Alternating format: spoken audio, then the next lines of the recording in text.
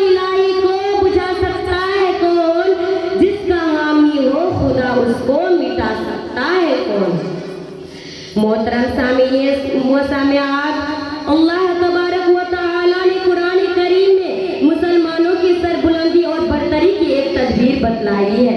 भरपूर एतमाद और बेबांगे दिल और डंके की चोट ऐलान किया है कि ए मुसलमानों, तुम ही कामयाब हो, तुम ही इस दुनिया के मालिक हो, दुनिया की हर चीज तुम्हारे लिए ही है, इज्जत व अजमत की ठेकेदार तुम ही हो, पूरी दुनिया तुम्हारे आगे झुक सकती है, लेकिन शर्त लगाई है कि वो अंतुमुल आलौन इन कुंतुम मुमिनीन।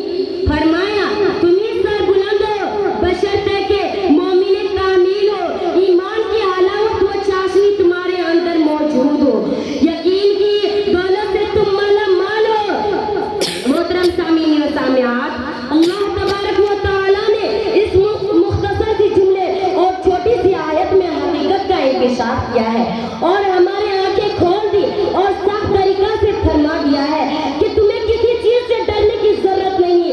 दुनिया की हर चीज तुम्हारी ताबेदारी कर सकती है, हर चीज तुमसे डर सकते हैं, चीजें तुमसे डर सकते हैं, चीजें तुमसे कपकपा सकते हैं, लेकिन अगर ईमान और यकीन की बातें बहारी ने तुम्हारे कुलूब में गुलशन पैदा कर दिया हो।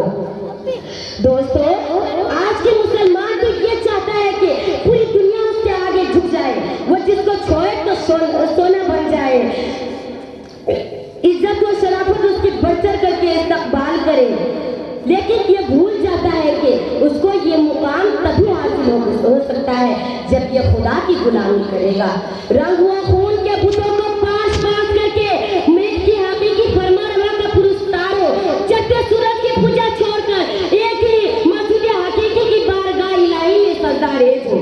दोस्तों, शेख सईदी ने एक शख्स को देखा कि वो शेर पर बैठा हुआ है और उसके हाथ में डंडा है और वो उसके कान को ऐंठ रहा है, जिधर चाहता है चलाता है। शेर बिला चू चरा उसकी ताबेदारी कर रहा है। शेख साहब को ये देखकर बड़ा ताज्जुब हुआ और उस शख्स ने शेख साहब को ताज्जुब और हैरान देकर कहा, ताज्जुब क्यों कर रहे हो, हैरान क्यों, ये तो शेर है, पूरी दुनिया तुम्हारी ताबेदारी कर सकती है, लेकिन अगर तुम अल्लाह के हुक्म की सरताबी ना करोगे ना तो दुनिया की कोई चीज तुम्हारी सरताबी ना करेगी। किसी आरिफ ने सच कहा है, मन कान लिल्लाहि व कान अल्लाहु लहू, जो अल्लाह का हो गया अल्लाह उसका हो गया।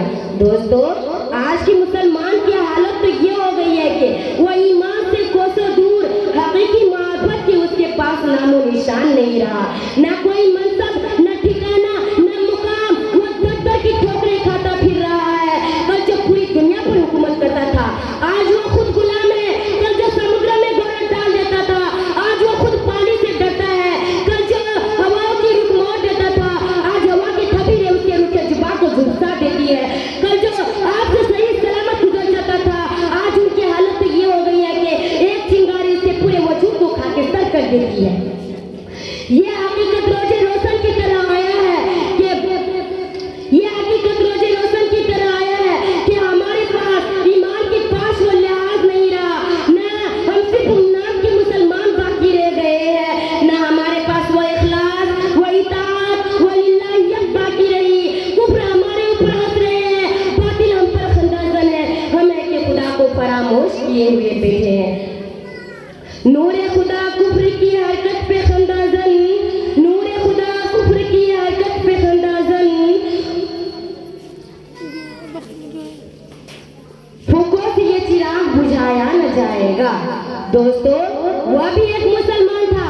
जब वो मदाइन को फतह करने के लिए गया तो रास्ते में समुद्र पर गया। उन्होंने मशवरा किया कि आप क्या करना चाहिए।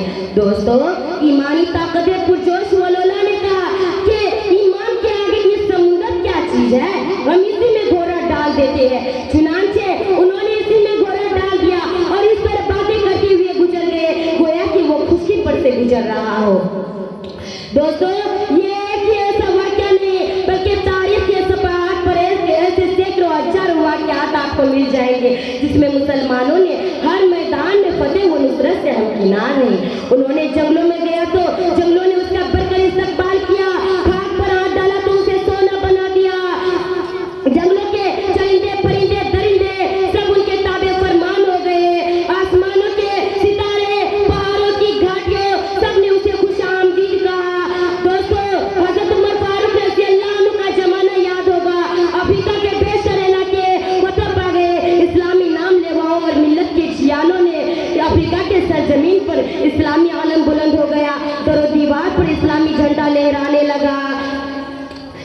झंडा लहराने लगा, उस वक्त कुछ अब्बास किस्म के लोग कुछ सीधे साधे नौ मुस्लिमों को बहकाना और वरगलाना शुरू कर दिया।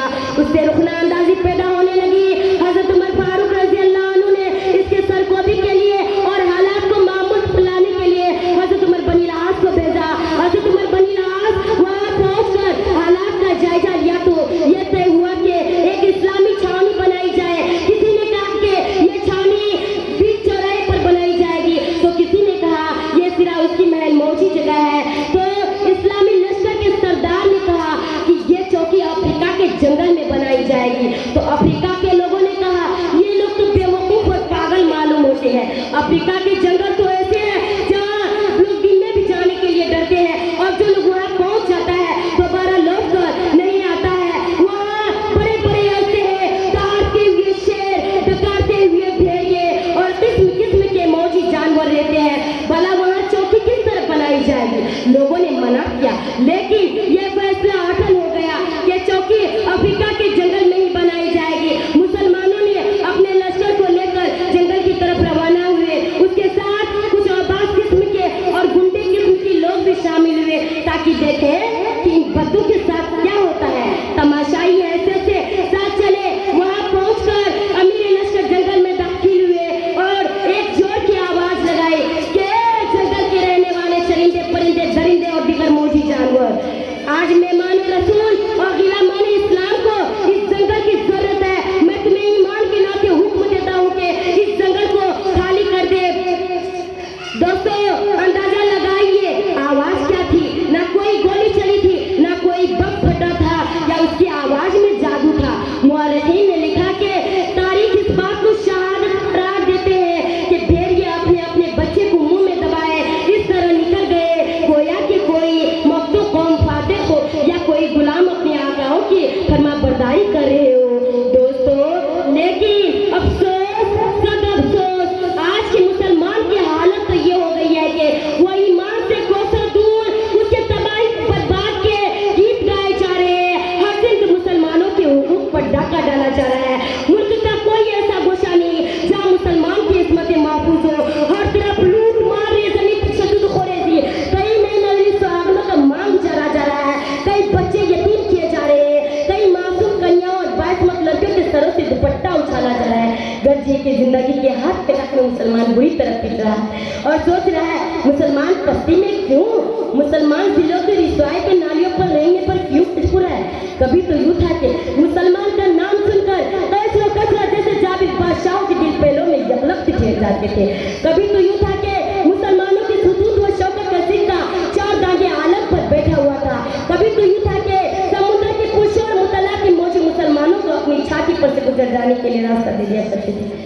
मगर ये आज क्या बात है? मुसलमान कदम ब कदम जलील व रुसवा हो रहे हैं। मुसलमानों की तहजीब व तमद्दुन का मजाक उड़ाया जा रहा है। हमारी मजलूम माँ और बहनों की सिस्के आसमान के दरवाजे क्यों नहीं खटखटाते? रब्बे ज़ुलजलाल लोग के अबरों पे अबाबिल परिंदों का लश्कर क्यों नहीं उतारता? हमारी इस किस्म की सोचों ने हमें हवास बाख्ता कर दिया है। हमारी इन घिनौनी सोचों ने हमें कहीं का न छोड़ा। हमारी इसी लादीनियत लामजहबियत ने हमें जेल करके घुटनों बैठा दिया। अल्लाह और उसके रसूल सल्लल्लाहु अलैहि वसल्लम की बेवफाई और बेईमान शक्ति ने हमें जेल करके घुटनों बैठा दिया। दोस्तों तारीख इस बात को वाक़यात ज़ुबान हाल से चीख कर कह रहा है कि जब तक मुसलमान सही मानों में रहे और वह तस्लीम बिहब्लिल्लाहि जमीअन वला तुफ़र्रिक़ू का दामन मजबूती से थामे रखा, तब तक मुसलमान जिंदगी के हर मैदान में फतेह व नुसरत से हमकिनार है।